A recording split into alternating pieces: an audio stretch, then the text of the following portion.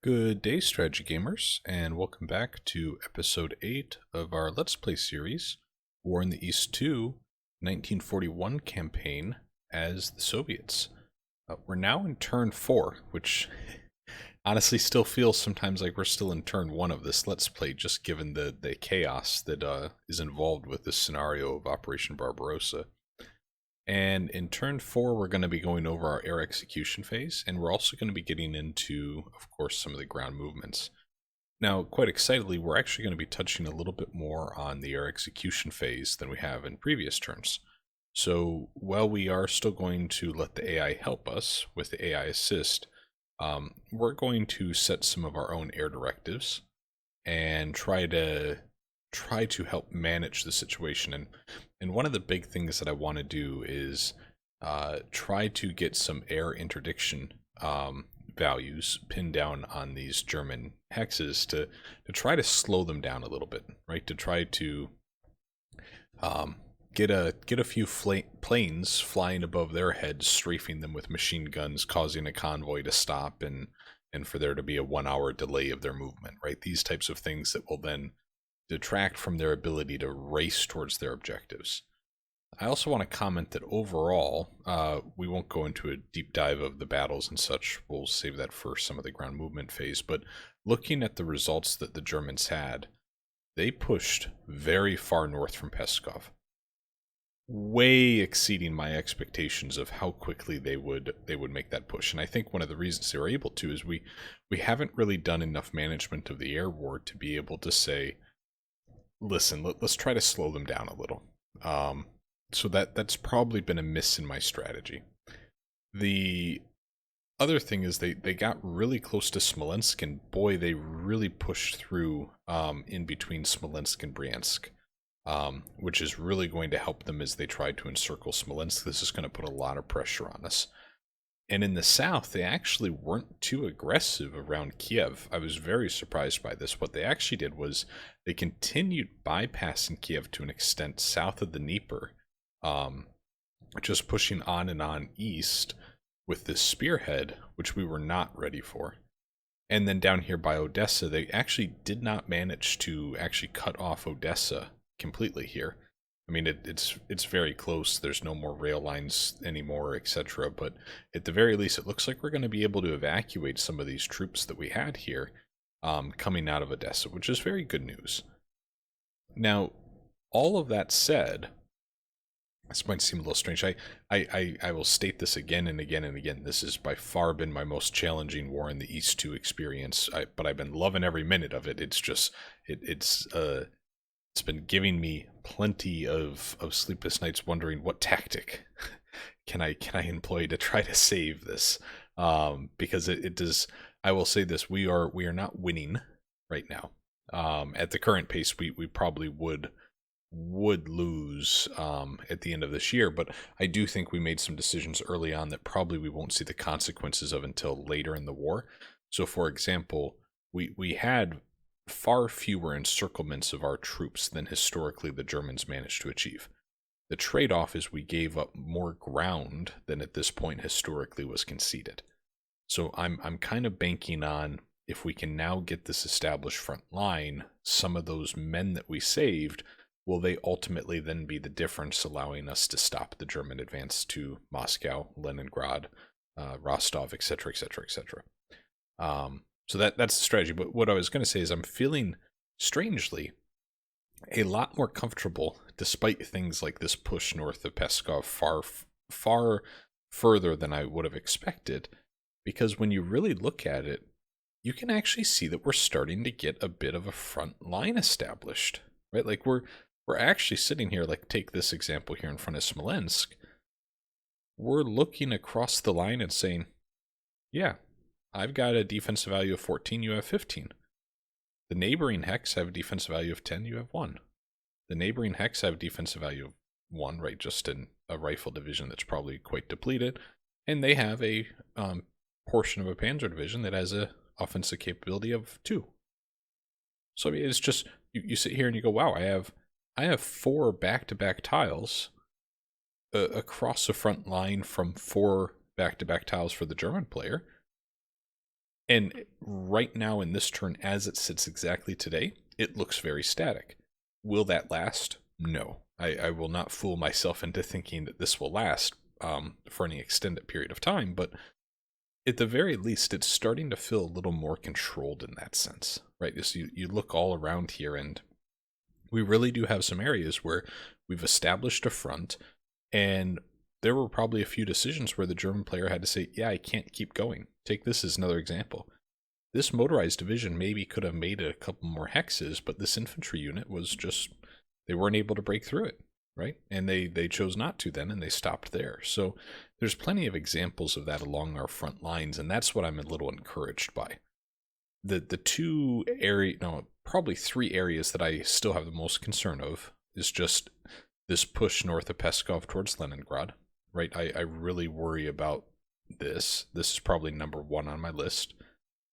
Number two, I would say, would be these two kind of north and south, we can almost call them pushes to the perimeter of Smolensk and how successful they have been. Not necessarily how far they've gotten, but how successful they have been.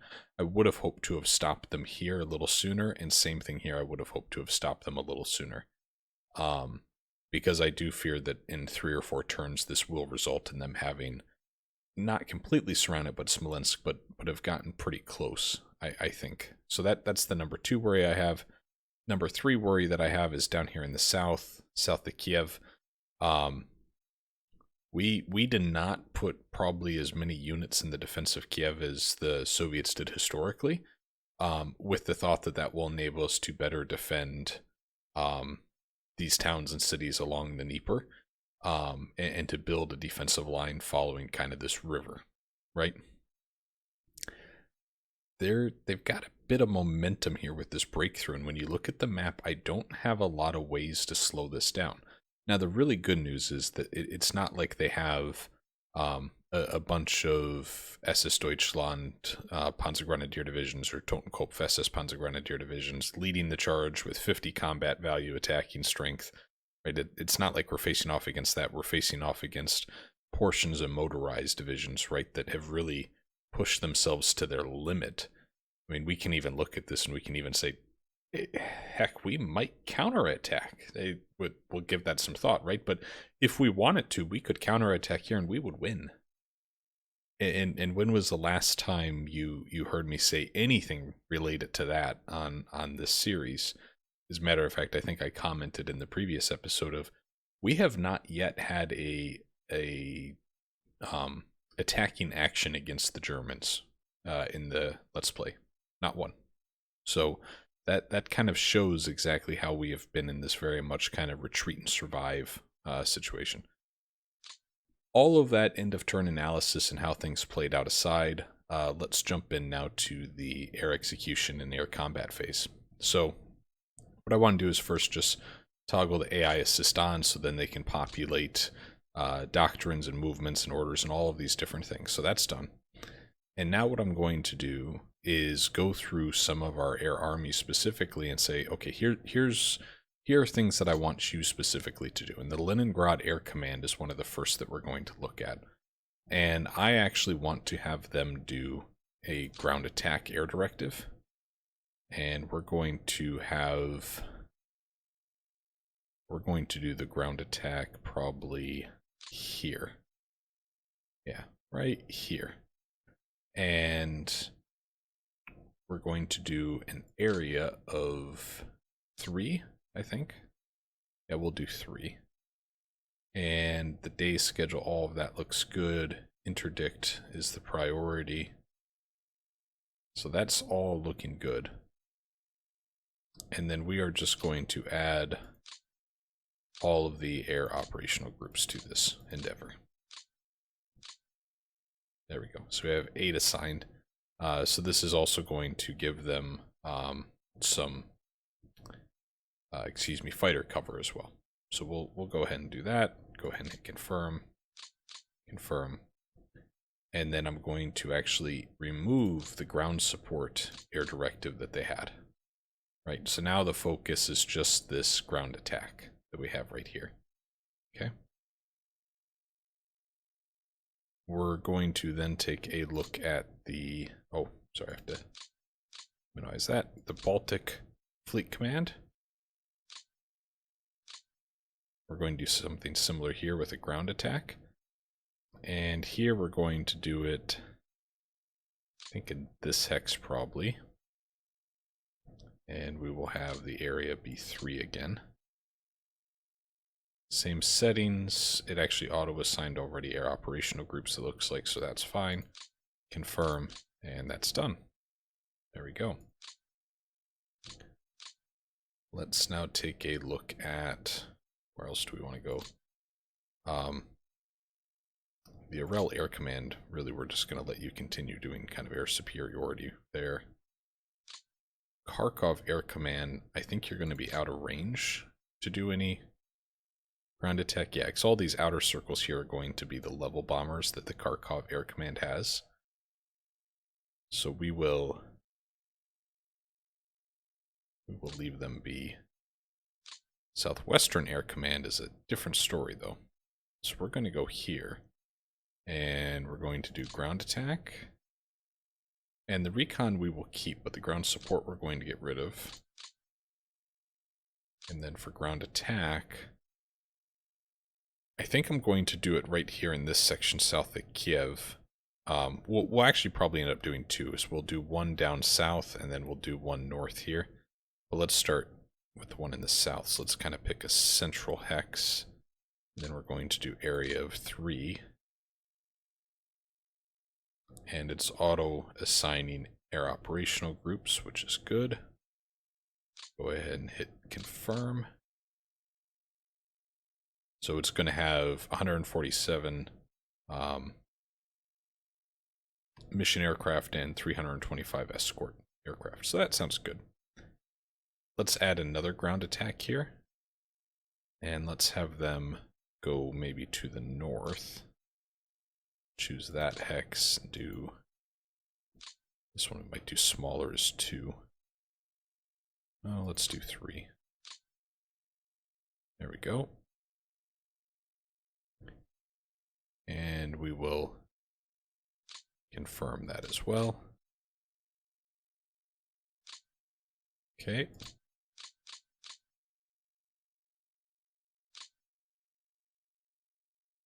Let's see here. Now we also have the Western Air Command, which is over here.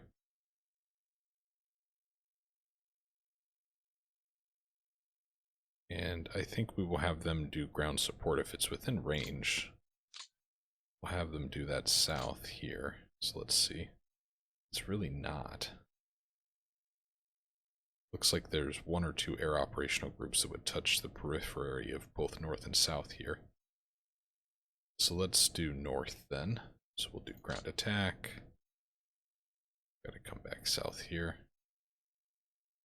Choose this hex. We'll just do 2. And we will assign to that. Let's see. The 10 sod. And the 12 bad. Probably the 13 bad. Then it's at 40. Which one's this? We'll leave it like that. So that's fine. Confirm. So that's done. I don't know that we have any elements of the Western Air Command that are north here towards Smolensk. We just have this one. Let's see what you are. 49 IAP, so that's just fighters. So we will just have you stay on that ground support, which will then have them run patrols. There we go. Southern Air Command. This looks like a bit of a mess, doesn't it?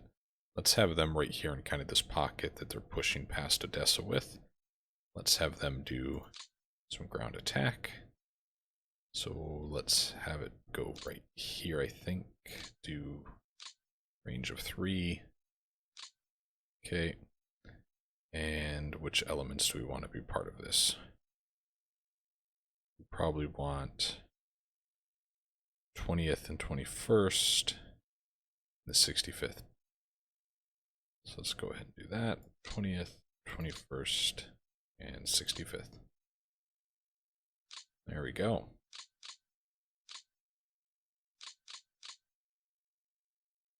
Black Sea Fleet Command. Right, so what do we have here at Ochkov? Have some there.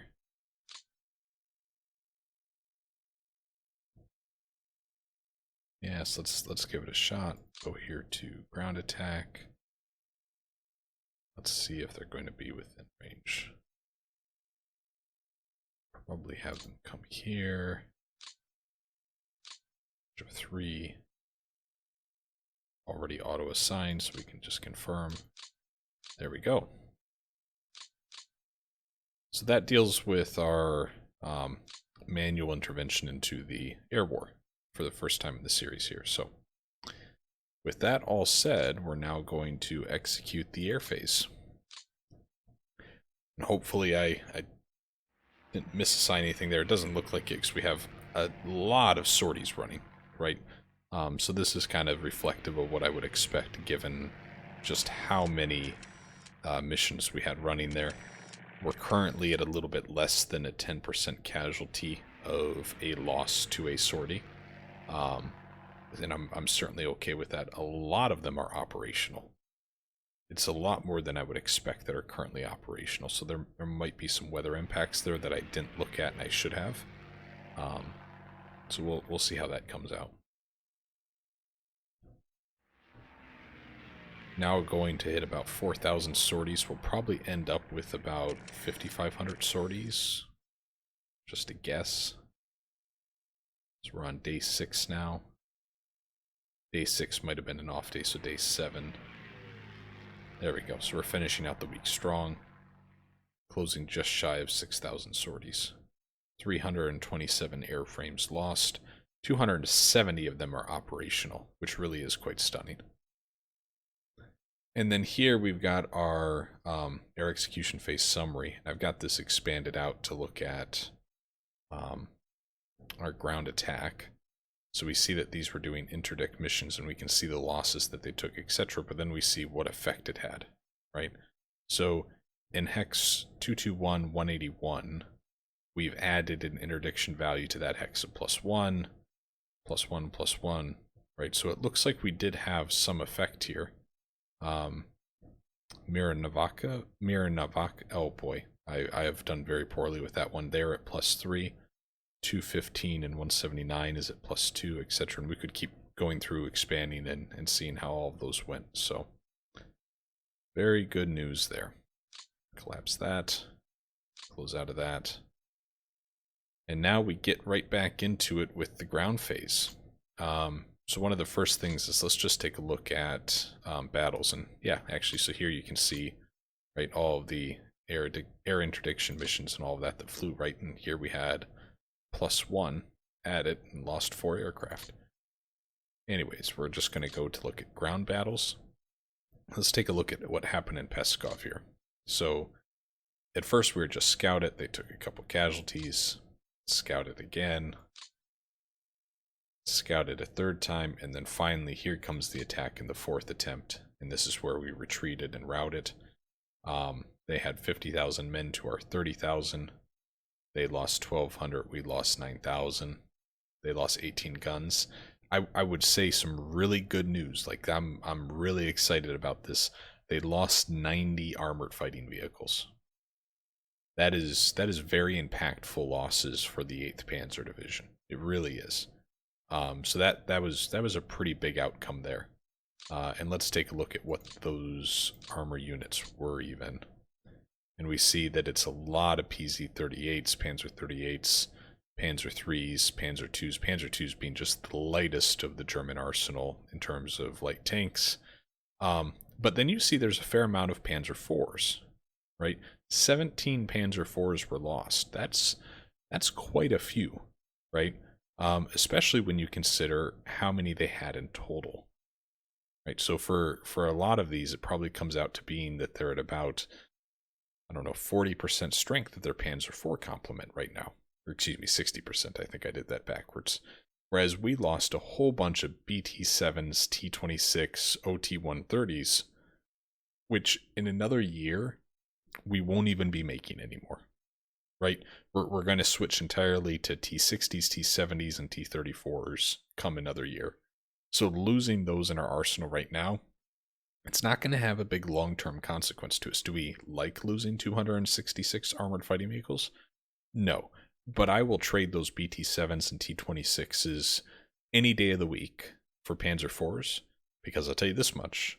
The Germans are going to be using Panzer IVs pretty much until the end of the war, I would say. They were kind of their mainstay. That was, you could say, roughly equivalent to the T-34. So that's pretty impactful. Looking up here, they then continued to push us back. So here they're just really quick retreats that we had. And you see they didn't really suffer any losses, and we didn't either, to be fair. Here we actually held out against the first attack, and the second we ended up retreating. Pretty small forces that were involved in this. Up here, as they pushed towards Lake Ilmen, we had to retreat in this battle. Over here, we were scouted, and then we had to retreat. We took out 3 enemy armor with us, though. Doesn't seem like much, but again, I'll take it. The 6th Panzer obviously is working up here, and it's going to be one of the forces we're going to have to counter. I'm going to go through the rest of the line and just kind of do all the battle quick reviews here all at once for the areas we're going to be looking at in this episode. So here we are pushed back. Nothing significant to talk about there. Here we were scouted, so there's a total of 4 battles here, and this is where we had 2 rifle divisions kind of entrenched on this side of the river. In the second phase, we actually held them, and it was at a range of 750, so their leader probably had some pretty good stats that said, hey, yeah, this isn't going to work, so let's stop the attack. Then we managed to hold them when they continued progressing, and they lost 27 armor, so that's a great victory for us. And in the 4th one, they lost another 20 armor. We lost none. We lost no armor at all. So let's take a look at what some of those were. And again, we see some Panzer IVs, 6 Panzer IVs. That's, I'm telling you guys, that is pretty impactful. And then in turn 3, it was again a couple more Panzer IVs. A lot of PZ2s though. So, very good stuff there. They attacked here, we just retreated. Looking up here where they really pushed, right? We just never found ourselves in a dug in enough position, and I think some of these units had actually already retreated once in this turn.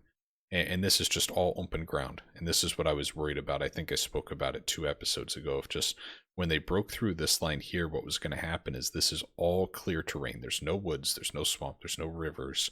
And our infantry out there against their motorized divisions, it was always going to come out to be outcomes like this, where they lost 40 men and they killed 700 and 17 guns. That was always going to be what would happen once they got us into those open terrain environments. Here they had 3 different attacks against us, and none of them were really too impactful. This is one of the initial ones we managed to hold right off the bat. They suffered 300. Then they had 400. And then in the 3rd, they finally broke through. But again, dealing some armor losses to them. That cannot be understated enough. Another 2 Panzer IVs, right? And the other thing I haven't touched on is the number of them that are damaged as well. Also comes into play. Down here, no real impact there. We actually managed to hold them here. They had scouted us twice. And they weren't able to break through this hex, so that's good news. Nothing happened over here. They did continue their advance between Bryansk and Smolensk.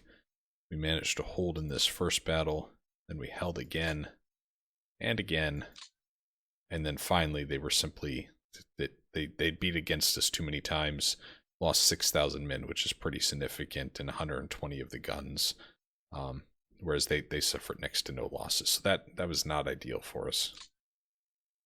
Over here, we were scouted a total of 5 engagements. We managed to hold that attack, hold that attack. It's stunning how few losses they took at a range of 75. On the 4th attack, they lost 40 armor. Wow. Wow. I did not expect to see that, honestly. So let's take a look. So again, Panzer IVs, right? 4 lost, 2 damaged, and that pretty much then equals 60% of their Panzer IV force, and then lost a whole bunch of Panzer IIIs and Panzer IIs. My goodness. And then in the 5th battle, they lost 4 Stug 3s from the Das Reich SS motorized division. Wow. Very interesting. That Das Reich motorized division again attacked here, and we retreated and routed, so these are probably the same forces that had been defending there. So a follow-up attack was just too much. Take a look at these two, then we'll get into it. We were just routed here. We probably didn't get dug in enough. We were already a little weak at 7,000 men. Only took 2 of their armor with us. But again, it was meant to be a bit of a delaying action here, right? Because we know we needed these layers in our line. And then retreated here. Kind of very similar result, but I'm very happy to see that we did take out 6 of their armor. For something where really we were just meant to be a bit of a inconvenience on their path towards our cities, right? So lost a couple Panzer IVs again. I'll take it. I will happily take that. So let's now get back into actual movement and start making some decisions here. So the first thing to say is, how do we address this push north of Peskov, right? And I think what we will do is we will go through both episodes and get all of our lines established, and then I think we'll have to make a decision of, do we do a turn of having all of our reinforcements? Do we have all turn 5 reinforcements maybe come into Leningrad to bolster Leningrad's defense? That's something I'm considering. Or do we continue having them go to Rzhev to be split between Smolensk and the Lake Ilmen kind of frontier here? So that's a consideration that we have to make. But what I want to try to do is I want to try to say, okay, here, this line, west-east, right?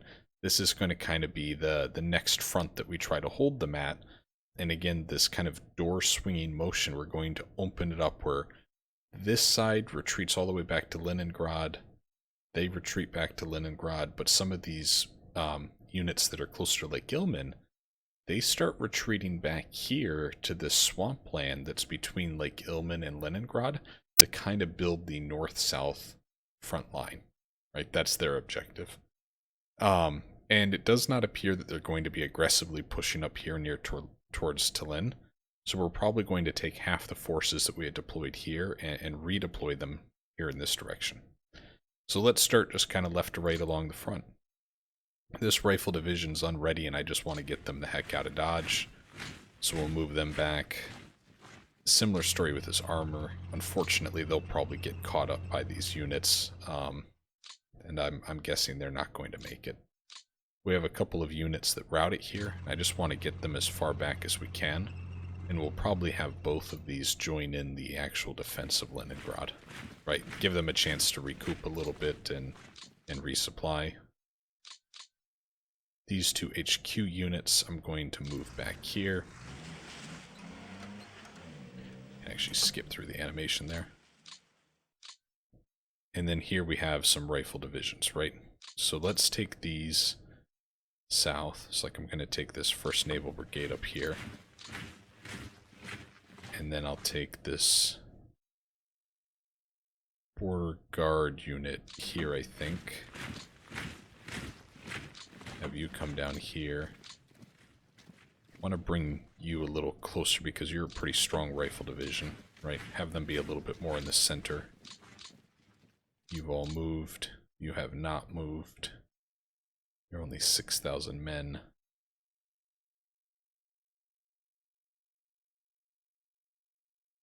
Yeah, I think I might have them come back onto refit, actually. Right, and they can kind of try to plug a hole as these guys keep advancing. This rifle unit will bring up here, I think. There we go. Right, so that kind of takes care of this pocket here. They're going to have to engage with the armor more than likely. They're moving across. All they have left here, right, is swamp and heavy woods, or occasionally light woods. So for the most part, they're not going to be moving as quickly as they did through these clear open terrain tiles. I'm going to take this security unit, move them down here, and this security unit I might move up here, I think. No, you know what? We'll actually just bring them to the south here. There we go. Those HQ units are fine there. You're fine there. And then we had some units that were on rails here, right? So let's take all these off the rail. Okay. And let's have one of you go here.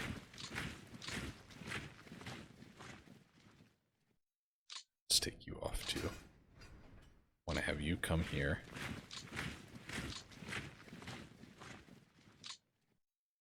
Let's see. You go in the swamp there. You can go in the swamp there. Good. Good, good, good. Now up here, I'm going to move you to that swamp hex. I'm going to move you there. Okay. Now if they, so here's an interesting thing to note, right, is if they actually break through and push us out of these 3 hexes next to Lake Ilmen, I'm actually okay with that because then Lake Ilmen becomes part of our front line, part of our geography that helps us defend. But I also don't want to just let them get through the swamp hexes without any resistance because this is supposed to be really tough for them to break through here. Okay. The only thing I'm worried about is have I left a bit of a hole right here. Right, that's just about all I'm thinking about. I'm going to move back this HQ unit for the Northwestern Front. And let me see if maybe I get like this rifle division to come up here into this hex. There we go. Now I feel a little bit better about this front line. So we have 10, 7, 12. So that's not insignificant, right? We are in a good defensible terrain. They're going to need then an attacking combat value of probably 30 to have good success against us, right? And even if they do, it's going to really exhaust them in that type of battle because that's much more of a fair fight for us. And we're fine with inflicting then some losses on them as they try to press through. And they can keep retreating a few more hexes. I would love to keep Novgorod. I don't think we will, but I would like to because it has this rail line. It's kind of this junction that goes north-south as well. So actually, as I say that, what I might do is bring in another unit here to help with the defense of Novgorod. I think that makes sense, actually. Okay, so there's that. Here, right, you're a defensive value of 1. You've done your part. Let's get you back to a terrain that's more defensible. And here we already have a fortification built, so it's something. At least you're in fortification and a defensive value of 2 now. We can leave you here because 6 is pretty respectable. You're kind of sacrificial, right, to slow down these units, make them run through you. And then here I think we have enough. They could maybe blitz up here. So what I might do is take this rifle division. Where can I have them be most impactful? Right in the middle there, maybe? Because I do have a bit of a good enough line here, I feel. And we still have more time to bring in more reinforcements. Right? If they advance up to this point, or this point, or this point, right? If they go all the way to here, it doesn't matter to me as much as keeping Let me hide the chips here so I can see the name. As long as it means to me of keeping Straya Russa, because this is that rail line that is going to bring up supplies to our troops. If we don't have that, right, then that makes supplying everything in here very, very difficult, right? So that's why I really want to focus on holding kind of this pivot point that is directly south of Lake Gilman. Okay, so we've done all of those moves. Let's actually take a look at Leningrad, right? Because now the enemy is bearing down on us. And I can make a couple decisions, like we don't need the Leningrad Air Command to be sitting on the front line, right? I also don't know that I care if they take this hex all the way over here, so I'm going to move these guys to defend kind of this northern point of our line.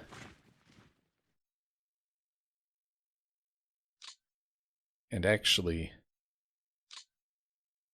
what I might do is like this naval unit I might put here. Yes, then I have 4, 4, 1. Right, adding some depth to our defenses. And then I'm going to take one of these Leningrad militia and do the same thing up here. Right, so there they're valued at a 6. Down here they're valued at a 2. So I think that's the right call. We have those Leningrad militia, they're fine. I feel like I should move you. Let's stack you here, I suppose. This HQ unit I can't move, right? They're locked. Okay, so I feel a little bit better about those defenses now. Leningrad front's locked too. This border guard unit. Maybe I move them up here.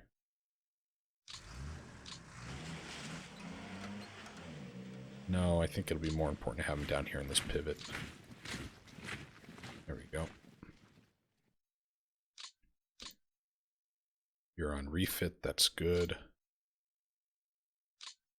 Okay.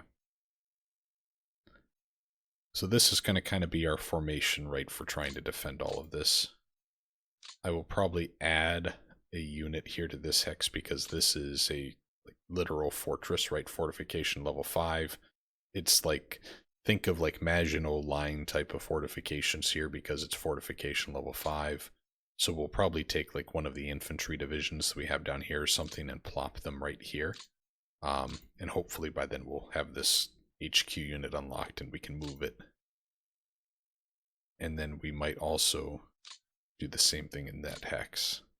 So, some things for us to consider there. Okay. Good stuff. So yeah, they've pushed really far, but again, guys, I look at this and I go, at the very least now it feels like I have a front line, right? It's not scattered all over. In a couple of the positions, we actually have some decent defensive value, right? It's feeling a lot better. And also, they now have this air interdiction factor to deal with, where in the tooltip you can see kind of in the middle of the text box, air interdiction, Soviet 1. Right, we've applied level 1 interdiction to that hex. Continuing our movement south here, let's see, I think all of this I'm just going to keep exactly the same. I'm going to let these guys keep digging in exactly as they are. I think this is a good line, kind of north-south. I have a bit of a gap here that I might try to address with units from Rzhev when we get to that point, but I don't think we're there yet. And doing a quick time check for myself here, we might extend turn 4 to actually be 3 episodes because the air phase took us a little longer, and we have a lot to do. But we'll keep going for about another 10 minutes, and I think we will turn this into a 3 episode turn. So here, I absolutely love this rough terrain. So at minimum, I'm going to keep these guys here. This HQ unit doesn't need to be that close to the front, though. This guy in the heavy woods, I actually think I'm just going to move them back here to the hills. Buy him a little bit more time to get up supplies. And then down here, I think I might move you back as well. And let's see. Maybe I can actually do this. Maybe I can have them come up here. Right. And then let's take you here. That might make some sense. And then we don't have that gap anymore in our line. This is going to be a heck of a good position to be defending, right? So from both sides, they would have to cross a river to attack us here. So I'm excited about that. I think I will leave you here. Right, make them cross that river. Down here we can get you guys off trains. Let's do that just first and foremost. And we see that they're actually already in really good defensive positions. What I might do, though, is I might move you closer to the front here. So now we have 31 defensive value. And we have some units here that route it, so I'm going to pull them back a moderate amount. So let's pull them both back right here. Hopefully we can get them out of that routed status soon. Right here, I'm actually going to leave these guys, even though they're beginning to be a little encircled, but at a defensive value of 21, it's really slowing these units from advancing. Right? They have to get past this to then continue pressing, so we're going to let those guys do what they're doing there. And then as long as we hold this hex too, they're not isolated either, right? How long we hold that hex is a bit of a question looking at it, is they're at 40% supply, 50% ammo. That's not great, right? But at the very least, they are holding it right now. Here I'm going to take this unit up, right there in a more defensive position there. Ooh. Yeah. You know, I'm going to move them even further up there. So now, with what they have 18 offensive combat value if they attack. They'll have 2-to-1, but not 3-to-1, right? And it's tanks moving into heavy woods trying to knock this unit out.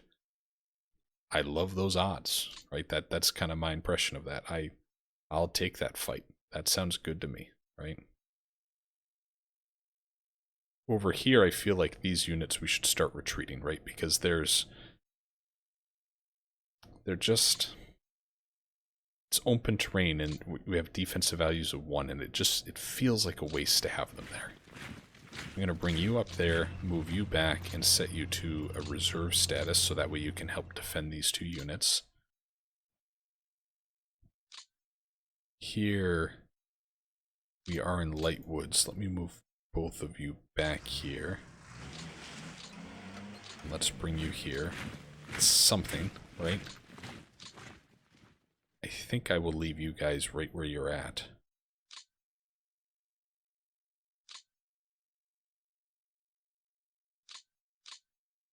Defensive value 14, yes. They have to bring up quite a bit here to be able to break through this stuff. I'm going to move over this infantry division. Take you off the train. I'm going to move you up here. There we go. 6-2, 77-2, right? So we're building out that front line. Can move you back because you're connected to units way over there for some reason. Yeah, I'm really going to need this to be 3 episodes this turn, guys. I'm sorry, but what I really want to do is once I get some of these initial movements done, I then want to take a look at where all these forces from Rzev are going to go. And then I really need to spend some time doing the organizational stuff. Like I noticed that I've been really behind. These guys are all still attached to Stavka, for example, right? And this will turn into a 2-hour episode if I try to do all of this section of the front and all of that work too. So I think we're going to split it into 3. These 2 HQ units can both come back. Put you back here. Oh no, I did the rifle division. That was not intended. Okay, well we're going to move you back up here. Shoot, that was an error on my part. That was an error. I'm going to move you back here. And then I think I might... Yeah, no, I'm going to keep these guys here. I am. Because that, I want to kind of make them go do I don't. I think I'm going to keep them right where they are. They're going to get encircled. We'll probably lose them. But I feel like they've done a really good job of slowing all of these units. So I do want to keep them there, I think. Yep, we're going to keep them. Over here, let's take these guys off the train. And then they can start moving up right into defensive positions. So have you move up here to these light woods across the river. Same with you.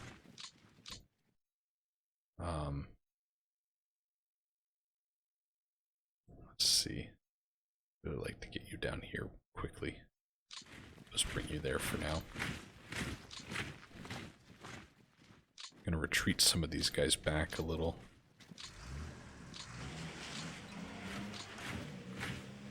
Right, so now we have 5, 4, yeah, just all of this is looking a little better. So maybe it makes sense even to bring you up here. Yeah, let's do this. Oh, no, okay. So that was a mistake. I was thinking I could have brought this guy up here, but I can't. Let's move you back into that swamp. Move you back into those woods. There we go. Right, layers. We have lots of layers here. That's the whole point. I'm going to leave you right there, that air brigade unit. I'm going to leave you there. And then hopefully this gives us some time to get some reinforcements here, because we are looking very thin over here. South of Bryansk. Okay. So I think that's going to wrap up the episode. We'll have like 3 50-minute episodes for turn 4, I think.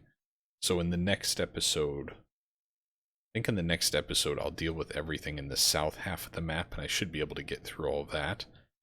And then in the third episode, the third episode of turn 4, I'm going to go through and do things like our Rezhev units that we had come in as reinforcements, other reinforcements we got, right? Because we got reinforcements outside of just Rezhev.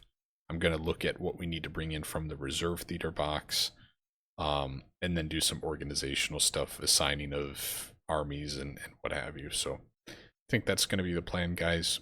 As always, thank you so much for giving the video in the series a watch. Really appreciate your continued support. If you have any questions, comments, or just general feedback, would love to hear from you in the comments section, and I really do my best to try to respond to that every 3 or so days, 4 days sometimes, just as I do a lot of pre-recording ahead in advance and not on the channel every day. And with that, strategy gamers, I'm hoping you have yourselves an excellent day. Bye now.